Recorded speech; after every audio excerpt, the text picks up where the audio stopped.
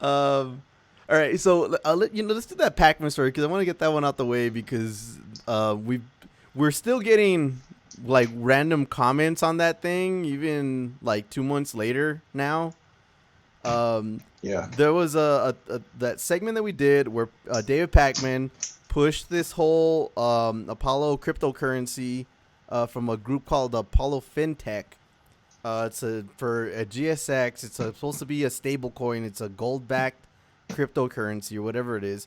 And he had this video up posted, and it was up there for a while. We were checking through, or I kept going periodically back to see if he just kept leaving this thing on, and we actually kept, but for some reason we kept getting comments about it. And like I had said before when we last updated this whole thing, it went from being about Pakman and taking a shot about kind of taking a shot or being critical of David Pakman to having all these Apollo Fintech fanboys coming out of the woodwork and saying all kinds of bullshit about, we don't know what we're talking about, or all the, the funniest one, or one of the funniest ones was the recent one that we got where this dude linked us to some kind of audit, I guess, that they passed with regards to a certain feature that is on that currency, and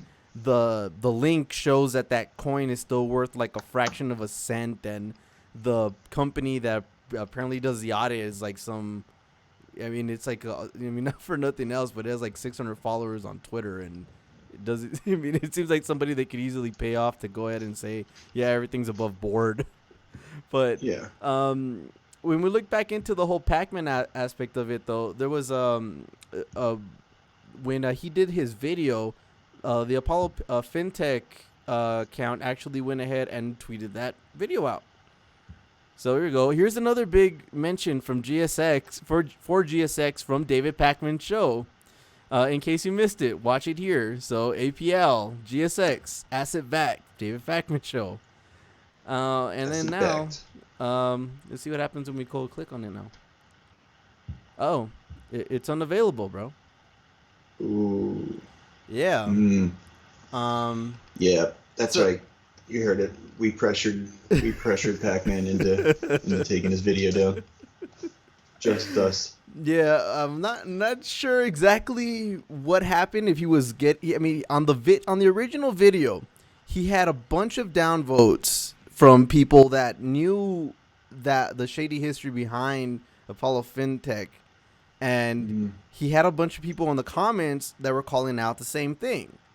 Apollo Fintech with their scammy, they pump and dump, all that same shit.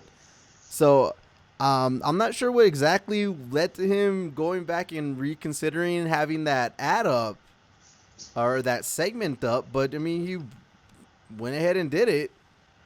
And what we had speculated at the time was, hey, maybe he just didn't look into what these people were doing, or maybe he didn't know enough about the coin, or maybe it's just some kind of oversight that we're all capable of making. Yeah, the fact that he took it down makes me think he wasn't complicit, although right. That's not really any evidence of that, because he still would have taken it down, right? Yeah. If he got pressure from fans whatsoever, if he got any kind of pushback, and he had already, done his contractual obligation, he would have taken it down. I'm sure he's not making a whole lot of revenue off like his old YouTube videos. You periodically you'll get views and you'll get but it's like a few cents and all that damage to his rep.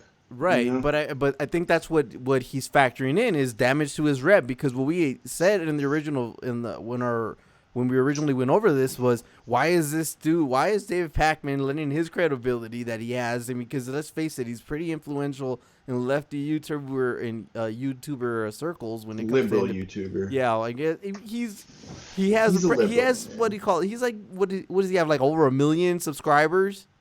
Yeah, liberals. Yeah, whoever it liberals. is, he has influence over a bunch of people, or at least when it comes to informing people, right? And Yeah. why is he gonna, why is he gonna go ahead and put what reputation he has out on the line for this company that has a shady history?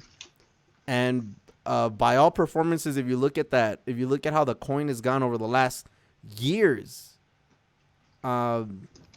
it's not something you want to go ahead and stake and it's not a hill to die on for him, right? Well, I mean, I'm sure he doesn't see it like that. It's just like, people were like, hit him up like, hey man, I want to do some ads on your show. Right. And he probably like Googles them, and if he doesn't see anything, like extremely like troublesome, he says sure, does the ad. Yeah. Like I know like I heard him before talk about getting pushback from previous ads that he ran. Like right, and yeah, and I was looking for something like that too, where he would talk about, hey, well, I had to pull that down. I looked into them a little bit more, and it's not something that something. He does this periodically, where he runs an ad for somebody, he just kind of immediately regrets it. Yeah, I used to listen to him on Tuesday nights because he's on the AM radio station here. So right. like, I had to take my kid to Girl Scouts, and I'd listen to Pakman on the way home. And I remember one time I heard him doing some shit where he was like going through all the different stocks he owned. Like, really? Just because people were calling him a shill, like you're pushing the companies that you have investments in, and they were like, you talk about Tesla all the time because you own Tesla stock, and he was like trying to debunk that, but he sounds like he puts a lot of thought into his professional financial, like more thought than like say the senator from Georgia does. Like he's got more of a conflict of interest check than that. So I think, I don't know, the other option is he was complicit, like he knew what he was doing. What? Well, like, okay, because it looks like he did pump the value up. Well, right? yeah, I mean that was one thing that we looked at. Remember, we were looking at the what do you call it, the market cap for APL right around the time that he had done that video. Out, right? So we should do. Speaking of, I remember, we should do more stories about the post left. We should do more stories making fun of Amy Trees. So this is APL's history, going back for a year. You can see like the highest it spiked up was when it was worth. Let's see, where is it?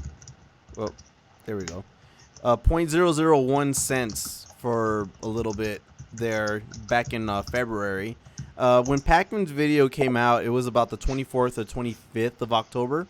And then, yep, there you go. Like, wow. Check it out. 25th of October. It spiked back up. Holy shit. Look at that. You can see right here is when the Pakman video dropped. Oh, wait a minute. 24th.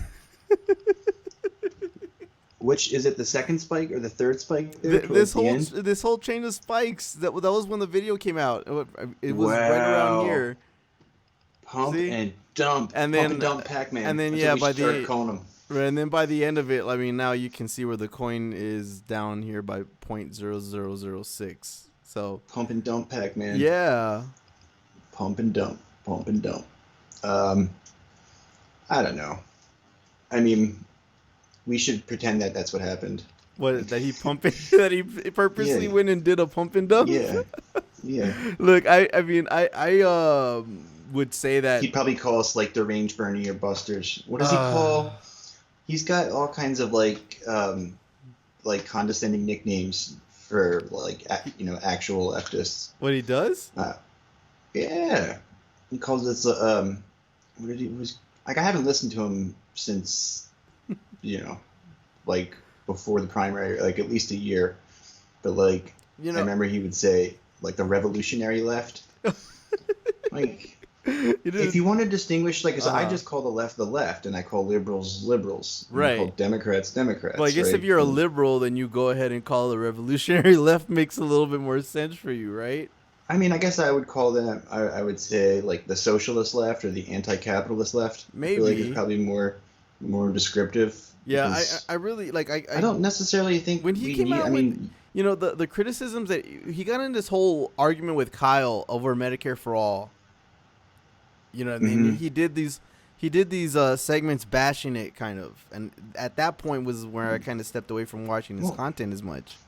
you can just tell that he is like the liberal arguments work on him, like the Right. stuff about like, oh, we're never going to be able to get it passed. Like, how are you going to get that through with Mitch McConnell? And like Bernie's style has always been, um, uh, oh yeah, we'll do that next, Gears. Oh, do you want to do Um, that?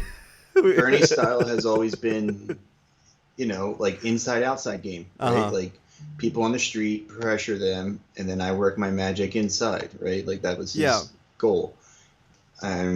Pac-Man is much more in line with like the liberals who were like, Right. you need to make a deal with Mitch McConnell, and you need to trade off, and you need to, do Yeah. X, Y, and Z, and build a coalition, and that's how you get shit passed, right? Yeah. I mean, like Which was never going to work. Like I said, they're not going to make any deals with the left. No. The only way they're going to do it is if you're absolutely forced to do it.